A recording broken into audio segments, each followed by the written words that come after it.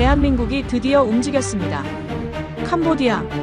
그들은 지난 수십 년간 한국의 기술과 자본으로 성장했습니다. 도로를 깔고 전력을 공급받고 병원까지 세웠습니다. 하지만 정작 한국인의 생명이 위협받을 땐 그들은 눈을 돌렸습니다. 우리 일은 우리가 알아서 한다. 그 한마디로 모든 신뢰가 무너졌습니다. 그리고 한국은 더 이상 참지 않았습니다. 그날 밤 경보도 선언도 없었습니다.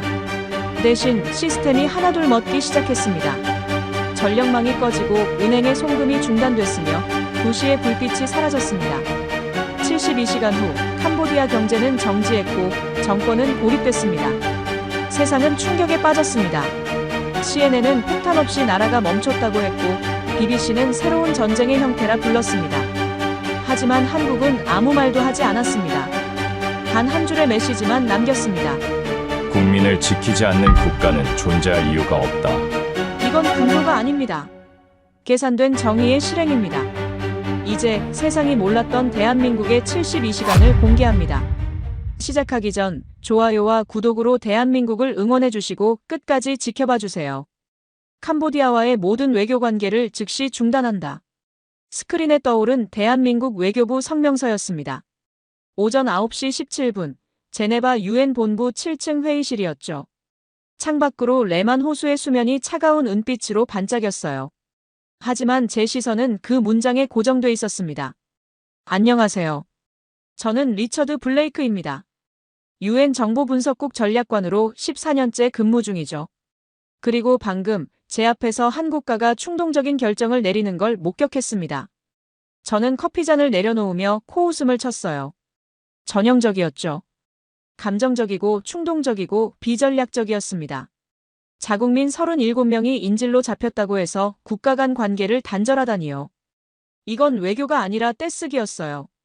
회의실 안의 동료 6명도 비슷한 반응이었습니다.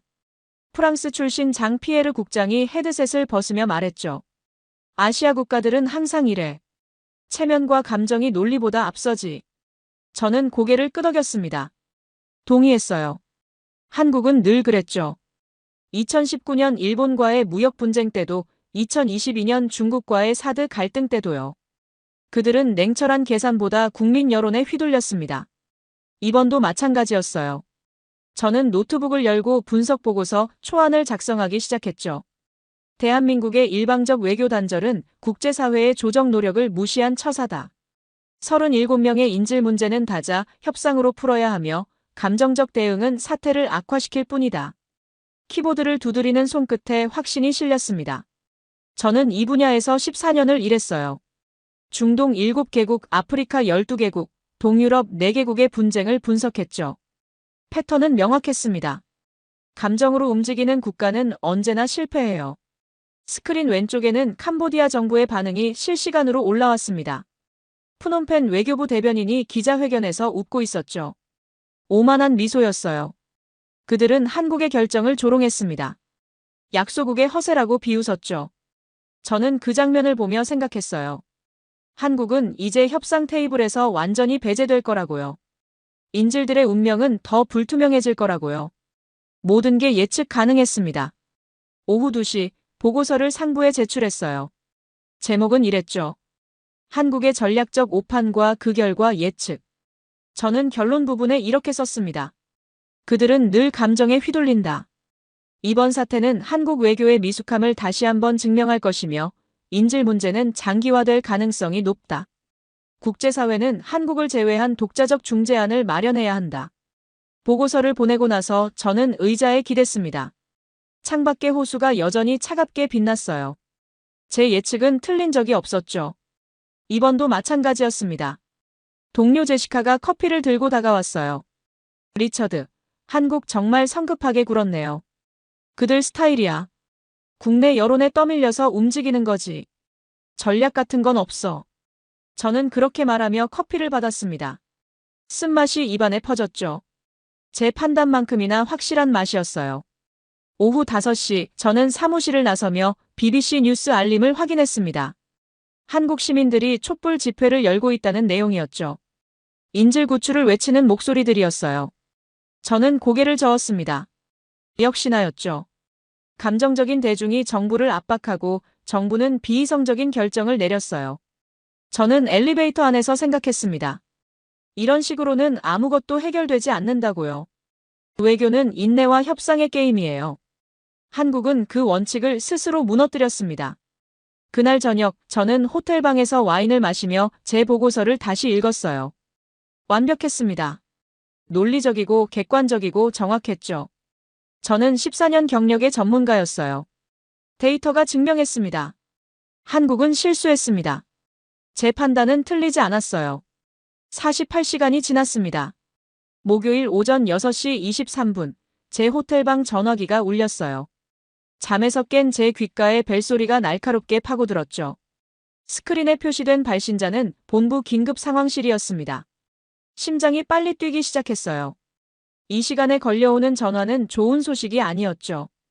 블레이크, 즉시 상황실로 오십시오. 캄보디아에서 이상 징후가 포착됐습니다. 저는 15분 만에 본부 지하 2층 상황실에 도착했어요. 형광등 불빛 아래 12개의 모니터가 켜져 있었죠. 동료 8명이 이미 모여 있었습니다. 장 피에르 국장이 중앙 스크린을 가리켰어요. 시아누크빌 남부공단입니다. 72시간 전부터 모든 시스템이 멈췄어요. 스크린에는 위성사진이 떠 있었습니다. 캄보디아 남부 해안 도시였죠. 인구 37만 명의 산업 중심지였어요. 하지만 뭔가 이상했습니다. 야간 조명이 거의 보이지 않았어요. 전력 공급이 끊긴 건가요? 그것만이 아닙니다. 장 피에르가 다른 화면을 띄웠어요. 통신 데이터 그래프였죠. 72시간 전을 기점으로 신호가 급격히 떨어졌습니다. 거의 제로 수준이었어요. 통신망도 마비됐습니다. 휴대폰, 인터넷, 모든 신호가 끊겼어요. 저는 의자에 앉으며 데이터를 분석하기 시작했죠.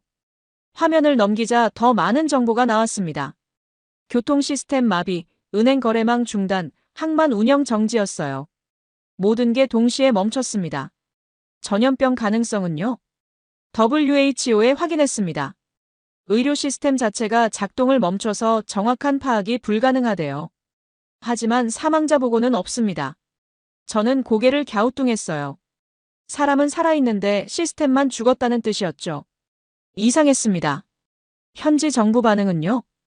푸놈펜은 침묵입니다. 공식 발표도 없고 구조 요청도 없어요. 저는 마우스를 클릭하며 더 깊이 들어갔습니다. 전력 공급 기록을 확인했어요. 72시간 전 오후 11시 47분, 모든 발전소가 동시에 가동을 멈췄죠. 7개 발전소가 같은 분 안에 멈췄습니다. 기술적 결함이라고 보기엔 너무 동시적이었어요. 통신 로그도 마찬가지였습니다. 기지국 127개가 같은 시각에 신호를 잃었어요. 1분 이내였죠. 자연적 장애라면 불가능한 패턴이었습니다. 저는 등에서 식은땀이 흐르는 걸 느꼈어요. 이건 전염병이 아닙니다. 회의실이 조용해졌습니다. 모두가 저를 봤죠. 이건 의도적인 셧다운입니다. 누군가 이 도시를 끈 겁니다. 장 피에르가 팔짱을 꼈어요. 근거가 있습니까? 저는 화면을 하나씩 넘기며 설명했죠. 전력, 통신, 교통, 금융망이 모두 같은 시간대에 멈췄다는 점, 백업 시스템조차 작동하지 않았다는 점, 하지만 인명피해는 없다는 점이었어요. 이건 공격입니다. 물리적 파괴가 아니라 시스템 차단이죠. 동료 제시카가 물었습니다. 누가 이런 짓을 합니까? 어떤 목적으로요? 저는 대답하지 못했어요. 화면 속 데이터만 응시했죠. 37만 명이 갇힌 도시, 멈춰선 모든 시스템, 그리고 보이지 않는 공격자였습니다. 오전 10시, 저는 현장 파견 명령을 받았어요. 직접 가서 확인하라는 지시였죠. 저는 노트북을 챙기며 다시 데이터를 확인했습니다. 전력망 차단 시각, 통신망 마비 시각, 교통 시스템 정지 시각이었어요. 모두 72시간 전 오후 11시 47분에서 48분 사이였죠. 누군가 정확하게 계획하고 실행했습니다. 공항으로 가는 차 안에서 저는 계속 생각했어요. 이 규모의 작전을 벌일 수 있는 세력은 국가급이었습니다. 하지만 어느 나라죠? 중국? 미국? 러시아? 비행기에 오르며 저는 가방을 선반에 올렸어요. 좌석에 앉자 창밖으로 제네바의 하늘이 보였습니다. 맑았지만 제 마음은 혼란스러웠어요. 이건 제가 14년간 본 어떤 사건과도 달랐습니다. 총성도 없고 폭발도 없고 경고도 없었어요. 그저 조용히 정밀하게 도시 하나가 멈췄습니다. 비행기가 이륙했어요. 저는 노트북을 다시 열고 데이터를 들여다봤죠. 127개 기지국, 7개 발전소, 23개 교통허브, 41개 금융망 거점이었습니다. 모두 같은 순간에 멈췄어요. 저는 화면을 응시하며 중얼거렸습니다. 누군가 전선을 끊었다. 하지만 누가요? 어떻게요? 왜요? 저는 알 수 없었습니다. 제 14년 경력으로도 설명할 수 없는 일이었어요. 도시 하나를 통째로 끄는 능력, 그것도 흔적도 남기지 않고요. 비행기 창밖으로 구름이 흘러갔습니다. 저는 가슴이 두근거렸어요. 두려움이었는지 흥분이었는지 구분할 수 없었죠. 72시간 만에 멈춘 도시, 37만 명이 갇힌 공간, 그리고 침묵 속의 공격자였습니다. 저는 캄보디아로 향했어요. 답을 찾으러요. 프놈펜 공항에 도착한 건 다음 날 새벽 4시 37분이었습니다. 습한 공기가 폐를 짓눌렀어요. 기온은 32도, 습도는 87%였죠. 활주로 끝에서 군용 헬기 소음이 귓속을 파고들었습니다. 저는 가방을 메고 현지 유엔 사무소로 향했어요. 사무소 3층 임시 분석실에서 한 여성이 기다리고 있었습니다. 리처드 블레이크 씨요? 저는 한세아입니다. 한국 국방부 파견 사이버 분석관이에요. 저는 약간 놀랐어요. 한국에서 분석관을 보냈다는 얘기는 듣지 못했죠. 한세아는 30대 초반으로 보였습니다. 검은테 안경 너머로 날카로운 눈빛이었어요. 한국 정부가 협조하기로 했나요? 아니요. 저는 개인 자격으로 왔습니다. 기술 지원 명목이죠. 저는 의아했지만 질문하지 않았어요. 일단 분석이 급했습니다. 한세아는 이미 노트북 세대를 펼쳐놓고 있었죠. 시아누크빌 인프라 데이터를 확보했습니다. 전력, 통신, 교통망 운영 기록이에요. 저는 의자를 당겨 앉았습니다. 화면에는 복잡한 코드들이 흘러갔어요. 한세아가 첫 번째 파일을 열었죠. 전력망부터 봅시다. 7개 발전소 제어 시스템이에요. 코드가 스크롤되기 시작했습니다. 저는 프로그래밍 전문가는 아니었지만 기본적인 구조는 이해할 수 있었어요. 한세아가 특정 부분을 확대했죠. 여기 보세요. 시스템 설계 언어입니다. 화면 상단에 주석이 보였어요. 한글이었습니다. 저는 눈을 가늘게 떴죠. 한국어네요. 맞아요. 그리고 여기 개발자 서명도요. 한세아가 코드 하단을 가리켰습니다. 한국에너지 시스템 서울이라는 문구였어요. 저는 등받이에 몸을 기댔습니다. 한국 회사가 전력망을 구축했군요. 전력망만이 아닙니다. 한세아가 두 번째 파일을 열었어요. 통신망 시스템이었죠. 역시 한글 주석과 한국 기업 서명이 있었습니다. 한국통신솔루션이었어요. 세 번째 파일, 교통관제 시스템도 마찬가지였습니다. 서울교통 시스템이었죠. 네 번째, 금융거래망, 한국금융네트워크였어요. 저는 숨이 막혔습니다. 이게 전부인가요? 한세아가 고개를 저었어요. 아니요. 더 있습니다. 그녀가 폴더를 열자 18개의 파일이 나타났습니다. 상하수도, 가스 공급, 항만 운영, 공항 관제, 의료 시스템, 치안망까지였어요. 모두 한국산이었죠. 저는 의자에서 일어나 창문으로 갔습니다. 새벽 하늘이 붉게 물들고 있었어요. 머릿속이 복잡했죠. 한국이 이렇게까지 깊숙이 들어와 있을 줄은 몰랐습니다. 언제부터였나요? 2018년부터입니다. 캄보디아 정부가 인프라 현대화 사업을 추진할 때 한국이 저리 차관과 기술 지원을 제공했어요. 저는 돌아섰습니다. 그럼 이건 정상적인 원조 아닌가요? 한세아가 화면을 다시 가리켰어요. 여기를 보세요. 그녀가 확대한 부분은 시스템 구조도였습니다. 18개 인프라가 모두 하나의 중앙 허브로 연결돼 있었어요. 그리고 그 허브는 외부 서버와 암호화 통신을 하고 있었죠. 이 서버 위치가 어딘가요? 서울입니다. 저는 심장이 내려앉는 걸 느꼈어요. 그들은 지원한 게 아니라 구조를 설계했다. 한세아가 조용히 말했습니다. 모든 시스템이 하나의 네트워크로 묶여 있어요. 그리고 그 네트워크의 마스터키는 서울에 있죠. 저는 다시 화면으로 다가갔습니다. 구조도를 자세히 들여다봤어요. 전력망이 멈추면 통신이 끊기고 통신이 끊기면 교통이 마비되고 교통이 마비되면 금융망이 정지되는 구조였습니다. 모든 게 연쇄적으로 설계돼 있었어요. 이건 의도적인 설계입니다. 제 목소리가 떨렸어요. 14년간 본 어떤 것과도 달랐죠. 이건 단순한 기술 지원이 아니었습니다. 스위치 하나로 나라 전체를 멈출 수 있는 구조였어요. 72시간 전 누군가 서울에서 명령을 내렸습니다. 그리고 시아누크빌의 모든 것이 멈췄어요. 한세아의 말이 귓속에서 맴돌았습니다. 저는 창밖을 다시 봤어요. 해가 떠오르고 있었죠. 하지만 제 안은 어두웠습니다. 두려움이었습니다. 한국은 외교를 끄는 게 아니었어요. 그들은 이미 7년 전부터 준비하고 있었죠. 조용히, 정밀하게 캄보디아의 심장부에 손을 뻗어놓았습니다. 저는 떨리는 손으로 커피를 마셨어요. 쓴맛이 목을 타고 내려갔죠. 손이 계속 떨렸습니다.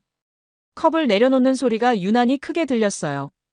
이 능력으로 무엇을 할 수 있을까요? 제 질문에 한세아는 대답하지 않았습니다. 그녀는 그저 화면 속 네트워크 구조도를 응시했죠. 18개의 노드가 하나의 중심으로 연결된 그림이었어요. 저는 등골이 서늘해지는 걸 느꼈습니다. 한 나라의 모든 것을 쥐고 있다는 의미였죠. 전기, 물, 통신, 돈, 교통까지요. 생명줄 전부였습니다. 오전 7시, 저는 본부에 긴급 보고를 보냈습니다. 제목은 이랬어요. 한국의 숨겨진 설계, 캄보디아 인프라 장악의 실체. 보고서를 보내고 나서 저는 의자에 주저앉았습니다. 창밖으로 푸놈펜 시내가 보였어요. 깨어나는 도시였죠. 하지만 100km 남쪽에는 여전히 멈춰있는 도시가 있었습니다. 그리고 그 도시의 스위치는 서울에 있었어요. 저는 노트북을 덮었습니다. 화면이 꺼지며 제 얼굴이 검은 화면에 비쳤죠. 창백했어요. 한국이라는 나라를 저는 완전히 오해하고 있었던 걸까요? 한세아가 제게 말했습니다. 혼자 조사하지 말라고요. 현지 사정을 아는 사람을 만나야 한다고요. 그녀가 연락처 하나를 건넸죠. 리티라는 기자입니다. 조심하세요. 이 사람도 위험한 상황이에요. 오전 10시, 푸놈펜 시내 작은 카페였습니다. 에어컨이 고장난 실내는 찜통이었어요. 선풍기가 더운 바람만 내뿜고 있었죠. 저는 땀을 닦으며 한 여성을 기다렸습니다. 리티입니다. 낮은 목소리였습니다. 30대 후반으로 보이는 여성이 마스크를 쓴 채 앉았어요. 눈가에 깊은 피로가 서려 있었죠. 저는 리처드 블레이크입니다. UN 분석관이에요. 리티가 주변을 살폈습니다. 조심스러운 움직임이었어요.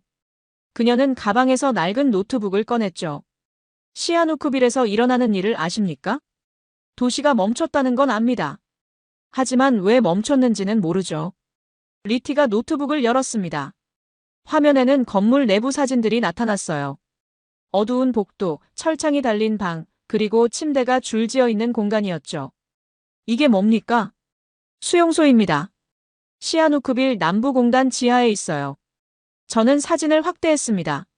침대마다 사람들이 누워 있었어요. 팔에는 링거가 꽂혀 있었죠. 하지만 병원 같지 않았습니다. 감옥에 가까워 보였어요. 이 사람들은 누구죠? 실종자들입니다. 베트남, 필리핀, 미얀마에서 넘어온 사람들이에요. 일자리를 찾아왔다가 붙잡혔죠. 리티가 다른 사진을 열었습니다. 컴퓨터 모니터가 가득한 방이었어요. 화면마다 사람들의 얼굴과 신체 정보가 떠 있었죠. 혈액형, 나이, 건강 상태까지 적혀 있었습니다. 저는 숨이 막혔어요. 이건 뭡니까? 거래소입니다. 디지털 장기 거래소예요.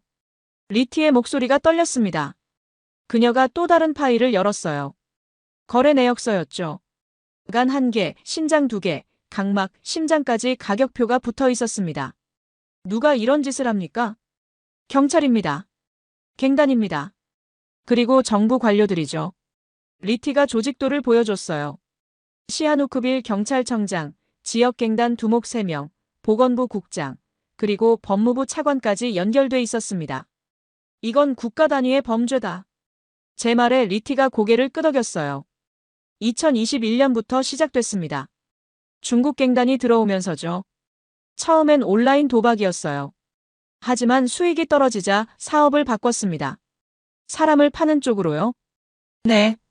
더 확실한 돈벌이니까요. 리티가 거래 규모를 보여줬습니다.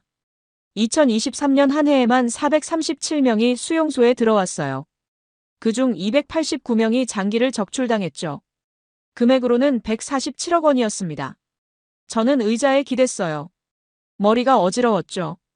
경찰은 왜 막지 않습니까? 경찰이 운영합니다. 실종 신고가 들어와도 묻어버리죠. 시신은 바다에 버리고요. 리티가 항만 사진을 보여줬습니다. 야간에 찍힌 흐릿한 사진이었어요. 트럭이 부두에 서 있고 검은 봉지 여러 개가 바다로 던져지고 있었죠. 정부는 압니까? 알고 있습니다. 하지만 손을 놓고 있어요. 뇌물을 받으니까요. 리티가 송금 내역을 열었습니다. 매달 정부 관료 12명에게 돈이 들어갔어요. 적게는 1,000만 원, 많게는 5천만 원이었죠. 여긴 정의도 전기처럼 돈으로 공급돼요. 리티의 말이 가슴에 박혔습니다. 저는 사진들을 다시 넘겨봤어요. 수용소, 거래소, 시신, 송금 내역이었죠. 모든 게 연결돼 있었습니다. 한국인 37명도 여기 있습니까? 리티가 파일을 하나 더 열었어요. 한국인 명단이었습니다. 건설 노동자 23명, 여행객 8명, 사업가 6명이었죠. 모두 2주 전에 실종됐어요. 지금 어디 있습니까?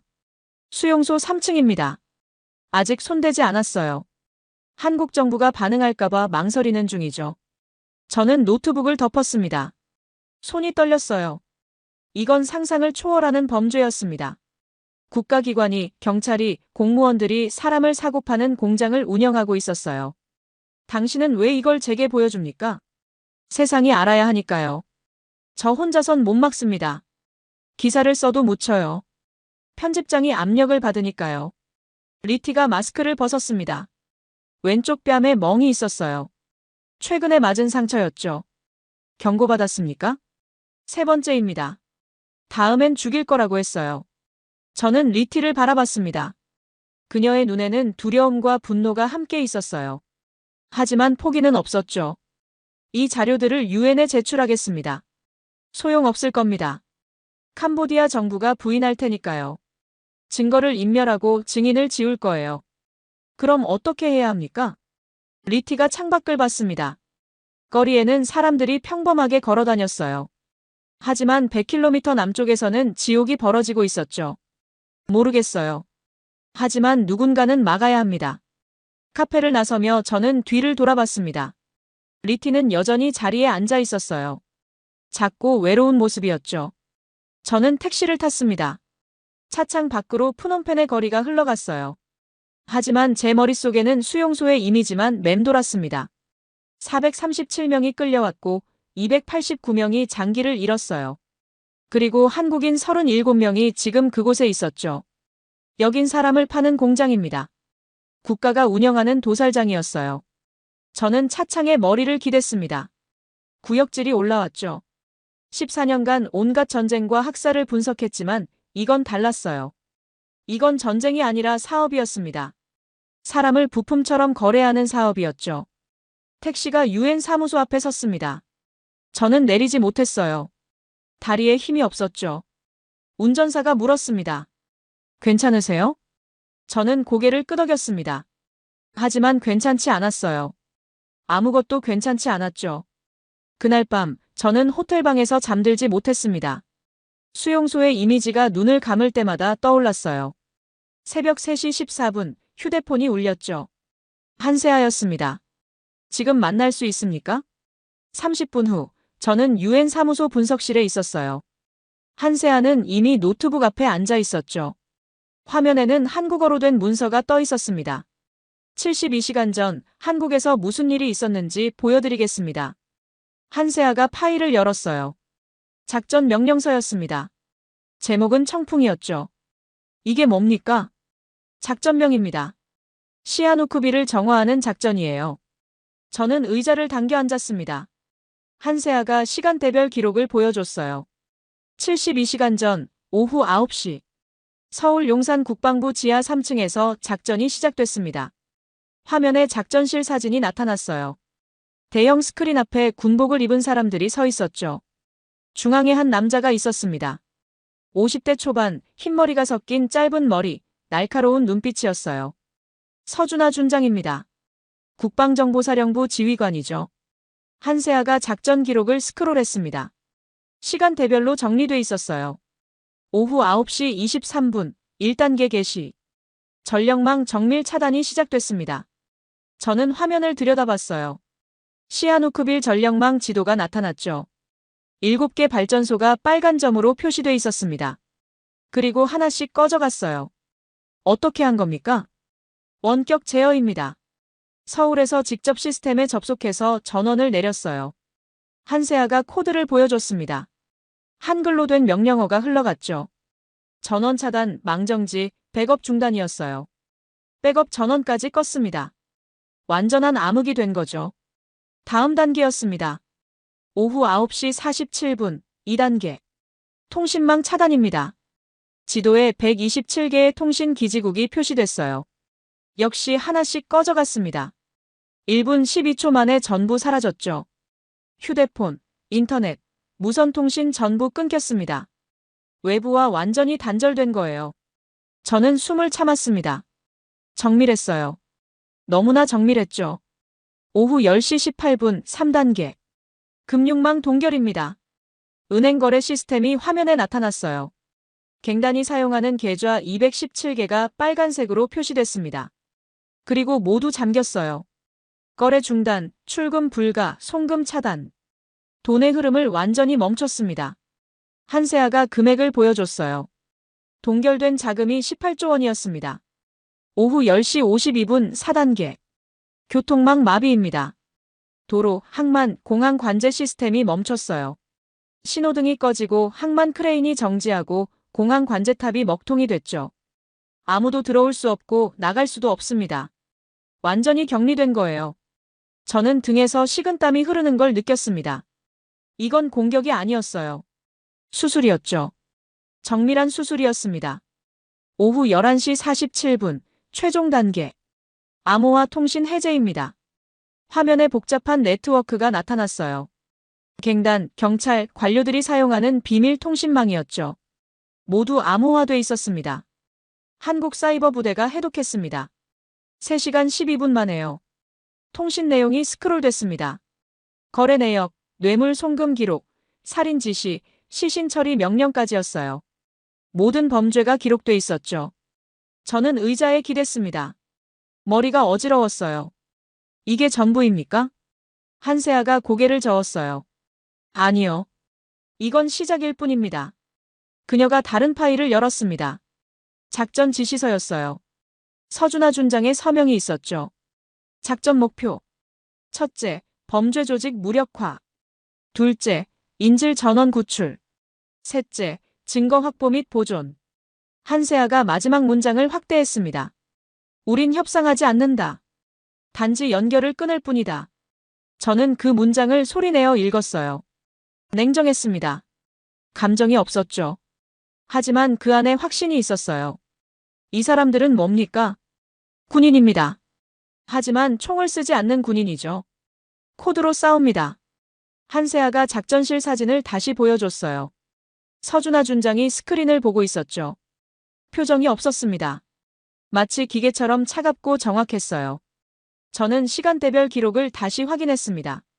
9시 23분부터 11시 47분까지 2시간 24분이었어요. 그 짧은 시간에 도시 하나를 완전히 멈췄죠. 이게 가능합니까? 이미 일어났습니다. 당신이 본 멈춘 도시가 증거예요. 저는 창밖을 봤습니다. 푸놈펜의 야경이 반짝였어요. 하지만 남쪽 100km 지점은 어둠이었죠. 왜 이렇게 했습니까? 외교로 풀 수도 있었잖습니까? 한세아가 저를 똑바로 봤어요. 외교는 시간이 걸립니다. 협상은 더 오래 걸리죠. 하지만 사람들은 지금 죽어가고 있어요. 37명의 한국인만이 아닙니다. 수백 명이 그곳에 있어요. 그녀의 목소리가 떨렸습니다. 우린 기다릴 시간이 없었어요. 그래서 연결을 끄는 겁니다. 저는 다시 화면을 봤습니다. 작전명 청풍, 7개 발전소, 127개 기지국, 217개 계좌, 18조 원이었어요. 모든 숫자가 정확했죠. 한세아가 노트북을 닫았어요. 바람이 불면 더러운 것들이 쓸려갑니다. 청풍은 그런 의미예요. 저는 숨을 깊이 들이마셨습니다. 가슴이 두근거렸어요. 한국은 총을 쏘지 않았습니다. 폭탄을 떨어뜨리지도 않았어요. 그들은 그저 스위치를 내렸죠. 조용히, 정밀하게, 완벽하게요. 새벽 하늘이 밝아오고 있었습니다. 저는 창가에 서서 먼 남쪽을 바라봤어요. 어둠 속에 갇힌 도시가 있었죠. 2시간 24분이었습니다. 단 2시간 24분 만에 도시 하나를 멈췄어요. 전쟁도 없이, 경고도 없이 그저 연결을 끊었을 뿐이었죠. 제 손이 떨렸습니다. 두려움이 아니었어요. 전율이었죠. 저는 14년간 전쟁을 분석했습니다. 미사일, 탱크, 전투기를 봤어요. 하지만 이건 달랐습니다. 이건 보이지 않는 전쟁이었죠. 세상이 본 적 없는 방식이었습니다. 그리고 한국은 그 방식을 이미 완성했어요. 한세아가 또 다른 파일을 열었습니다. 새벽 4시 51분이었어요. 화면에 작전 코드가 떠올랐죠. K07 투입이었습니다. 이게 뭡니까? 구출 작전입니다. 청풍의 두 번째 단계예요. 저는 화면에 집중했습니다. 시간 기록이 시작됐어요. 작전 개시 시각 72시간 전 자정 3분. 한국 공군 수송기가 서울을 출발했습니다. 한세아가 비행 경로를 보여줬어요. 서울에서 태국 우타파오 공군기지까지였죠. 비행시간 4시간 17분이었습니다. 누가 탔습니까? 특수부대 K07입니다. 12명이에요. 화면에 부대원 사진이 나타났어요.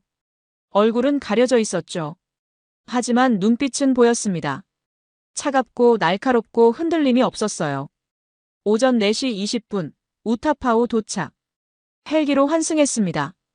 한세아가 다음 화면을 띄웠어요. 검은 헬기였습니다. 표식이 없었죠. 캄보디아 국경까지 47분이 걸렸어요. 적어도 비행으로 레이더를 피했습니다. 저는 숨을 죽였습니다. 이건 비밀 침투였어요. 캄보디아 정부 허가도 없이 들어간 거였죠. 오전 5시 7분, 시아누크빌 외곽 3km 지점 착륙. 도보로 이동 시작했습니다. 지도가 확대됐어요. 수용소까지의 경로가 빨간 선으로 표시돼 있었죠. 2.8km였습니다. 이동 시간 23분. 오전 5시 30분, 목표 지점 도착.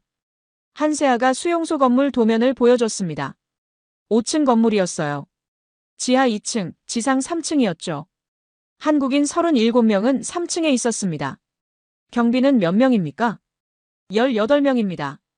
1층에 6명, 2층에 5명, 3층에 4명, 옥상에 3명이었어요. 한세아가 경비 배치도를 확대했어요. 모두 무장하고 있었죠. 자동 소총이었습니다. 어떻게 들어갔습니까? 들어가지 않았습니다. 먼저 전기를 끊었어요. 화면에 수용소 전력 공급도가 나타났습니다. 단 하나의 선이 건물로 연결돼 있었어요. 오전 5시 32분, 전력 차단. 건물 전체가 암흑이 됐습니다. 저는 상상했습니다. 갑자기 꺼진 불빛, 혼란에 빠진 경비들이었죠. 동시에 통신 교란이 시작됐어요. 무전기, 휴대폰 전부 먹통이었습니다. 한세아가 시간 기록을 스크롤했어요. 오전 5시 33분, K07 돌입. 1층부터 제압 시작. 저는 몸을 앞으로 기울였습니다. 총격전이 벌어졌습니까? 아니요. 소음기 사용. 단 한 발의 총성도 없었어요. 한세아가 작전 기록을 읽었습니다. 5시 33분 18초, 1층 경비 6명 무력화. 5시 34분 41초, 2층 경비 5명 무력화. 5시 36분 2초, 3층 도착. 모든 게 초 단위로 기록돼 있었어요. 정밀했습니다. 3층에서 한국인 37명을 발견했습니다. 모두 살아 있었어요. 한세아의 목소리가 떨렸어요. 하지만 문제가 있었습니다. 옥상에 경비 3명이 남아 있었죠. 화면에 건물 구조가 나타났습니다. 3층에서 1층으로 내려가려면 복도를 지나야 했어요. 하지만 옥상 경비들이 내려올 수 있었죠. 어떻게 했습니까? 분산작전입니다. 4명은 인지를 보호하고 8명은 옥상으로 올라갔어요. 시간 기록이 이어졌습니다. 5시 37분 12초 옥상 진입. 5시 37분 38초 경비 3명 무력화. 5시 38분 10초 건물 완전 장악. 저는 계산했습니다. 돌입부터 장악까지 5분 10초였어요. 인질 이동은요? 즉시 시작됐습니다. 37명을 4개조로 나눠서 건물 밖으로 빼냈어요. 한세아가 이동 경로를 보여줬어요. 건물에서 헬기 착륙 지점까지 2.8km였죠. 이동 시간 4분 32초. 한 명도 낙오 없이 전원 도착했습니다. 저는 숨을 참았습니다. 오전 5시 42분 42초 헬기 이륙. 전원 탑승 완료. 한세아가 최종 시간을 보여줬어요. 작전 개시부터 탈출까지 총 9분 42초입니다. 저는 의자에 주저앉았습니다. 9분 42초였어요. 10분도 안 되는 시간에 37명을 구출했죠. 사상자는요? 우리 측 없음. 적측 경비 18명 전원 생존. 단지 무력화됐을 뿐이에요. 저는 화면을 다시 봤습니다. 작전 기록이 초 단위로 적혀 있었어요. 5분 10초 만에 건물 장악, 4분 32초 만에 이동 완료였죠. 이게 가능합니까? 이미 끝났습니다. 37명은 지금 한국에 있어요. 한세아가 마지막 사진을 보여줬습니다. 인천공항이었어요.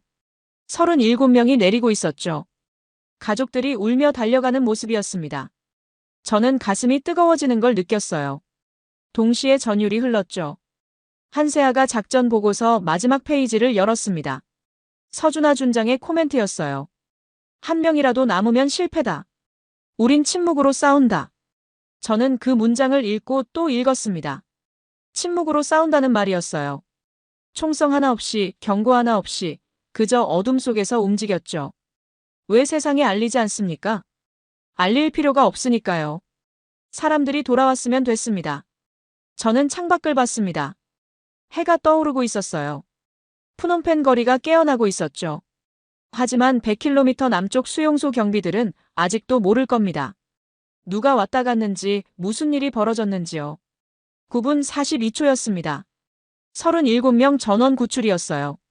사상자 제로였죠. 저는 손으로 책상을 짚었습니다. 다리에 힘이 없었어요. 믿기지 않았습니다. 이런 작전이 실제로 가능하다는 게요. 한세아가 조용히 말했습니다. 이게 한국입니다. 목소리를 높이지 않아요. 그냥 행동하죠. 저는 말없이 화면을 응시했습니다. 인천공항 사진, 포옹하는 가족들,